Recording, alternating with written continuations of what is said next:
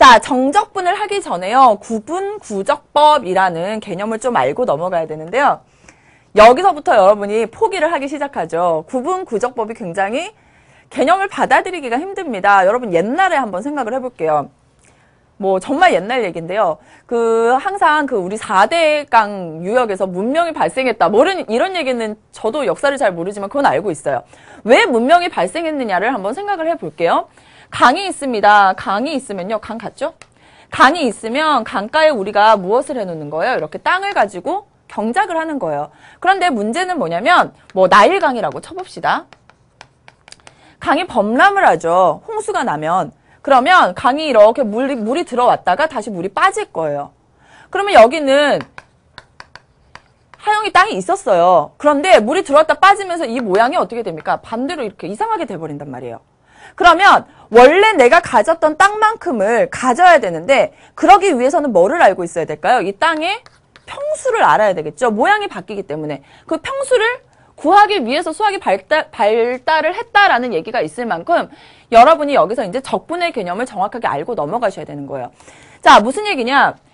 우리는요, 정사각형 넓이 구할 수 있습니다. 삼각형 넓이도 웬만한 건 다 구할 수 있습니다. 그런데 무슨 땅이 있었다고 해볼게요. 내가 땅이 이만큼 가졌어요. 이 땅의 넓이를 어떻게 구하느냐라는 겁니다.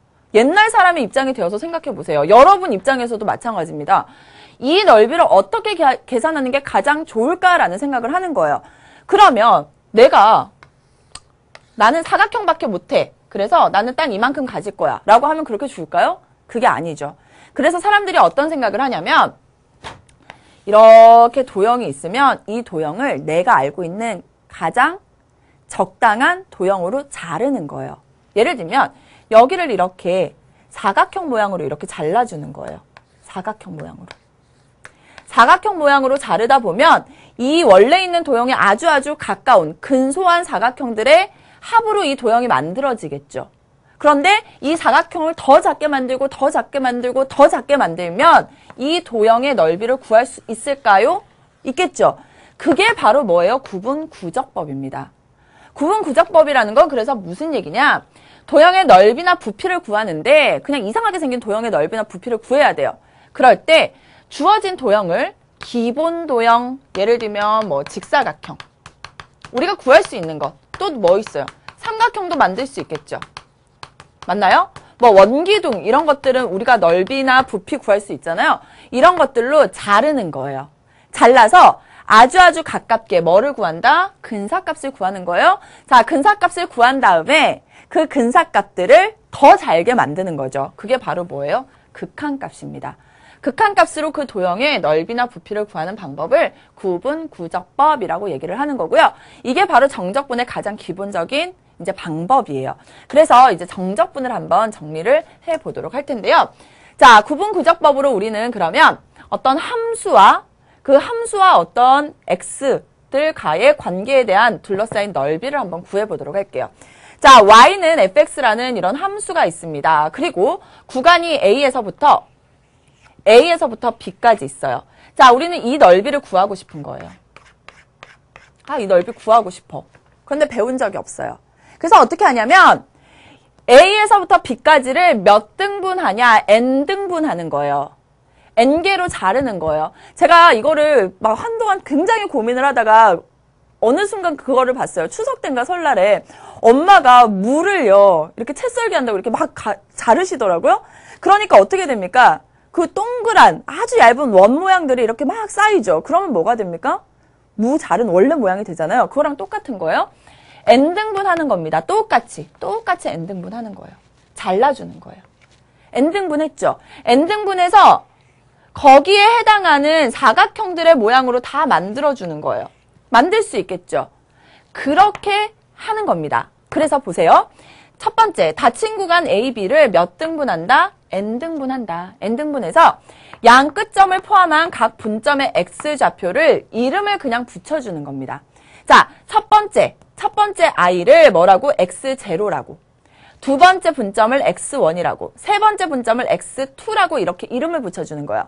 그러면 n등분 했잖아요. n등분 했으니까 가장 끝은 뭐가 될까요? xn이 되겠죠. 그렇게 이름을 붙여주는 거예요. 그러면 상식적으로 보세요. A에서부터 B까지 거리가 뭐죠? B-A죠? 그걸 n등분했어요. 그러면 n분의 B-A만큼의 이런 밑변의 길이가 만들어지게 되는 거죠. 여기까지 이해되셨죠? 자, 그런 다음에 이제 갈게요. 우리는 이 직사각형의 넓이들을 구하고 싶어요. 그러면 직사각형의 넓이 하나를 한번 살펴보도록 하겠습니다. 자, 첫 번째 직사각형의 넓이에요. 여기 보세요. 자, 밑변의 길이가 얼마였어요? n분의 B-A였고요. 그 다음에 높이는 뭐예요? 이만큼이죠. 이 높이는 뭡니까? x를 찾아갔더니 x1이에요. x1을 어디다? 함수 fx의 그래프에다 대입한 거죠. 그래서 높이는 fx1이 나오게 되는 거예요. 그러면 첫 번째 직사각형의 넓이는 뭐가 될까요? n분의 b-a에다가 fx1이 되겠죠. 여기 이해되시죠? 자, 그러면 두 번째 직사각형의 넓이는 뭐가 될까요? 요만큼은 똑같아요. 밑변의 길이는 n분의 b-a가 될 거고 높이는 x2를 대입한 값이겠죠. 그래서 f 뭐가 될까요? x2가 되는 거예요. 이런 식으로 모든 직사각형들을 다 뭐 한다? 이렇게 더해주는 겁니다. 그러면 n분의 b-a가 되고 가장 끝에는 뭐예요? xn을 대입한 fxn이겠죠. 이걸 다 더해주는 거예요. 그러려고 봤더니 n분의 b-a, n분의 b-a, n분의 b-a가 쓰기가 귀찮죠. 그래서 이걸 뭐라고 약속을 하냐면 x의 증가량, x들의 증분이다 해서 델타 x라고 그냥 약속을 하는 겁니다. 즉, 델타 x는 뭐를? n분의 b-a를 델타 x라고 놓은 거고 그래서 이것들을 다 더하면 그것을 우리가 sn이라고 놓을 수 있다라는 것까지는 이해되셨죠? 자, 그러면 우리가 더하기이기 때문에 이거 뭘로 나타낼까요? 시그마로 나타내 보는 거예요. 그럼 시그마 1에서부터 얼마까지? n까지죠. fxk 그리고 델타 x들은 다 똑같기 때문에 델타 x를 곱해주면 그게 바로 이 직사각형들의 넓이의 합이 나오게 되는 겁니다. 자, 이렇게 한 다음에 이제 우리는 어떻게 하면 될까요? 이왕이면 이 거리들이 줄어드는 게 훨씬 더 좋겠죠. 줄어들어서 얼마에 가까워지면 이 직사각형들이 거의 실에 가까워지면 실처럼 이렇게 아주 얇아지면 이것들을 다 더하면 뭐가 될까요? 우리가 원하는 여기서부터 여기까지의 넓이가 되겠죠? 그래서 그렇게 표현을 한 겁니다. 실처럼 만들었다라는 건 뭐냐면 결국은 n등분 했는데 이 n등분을 무한계로 등분을 해줬다. 즉 n을 어디로 보내요? 무한대로 보내면 되겠죠? 자, 그래서 그대로 우리가 아까 썼던 식에다 n을 무한대로 보내는 겁니다. 그러면 우리가 구하려는 도형의 넓이 s가 나오게 되는 거고 선생님이 아까 뭐라 그랬어요? 델타 x는 n분의 b-a라고 얘기를 했었죠. 자, 그리고 여기가 이제 중요한데요. 그러면 xk는 어떻게 되느냐? 잘 보세요.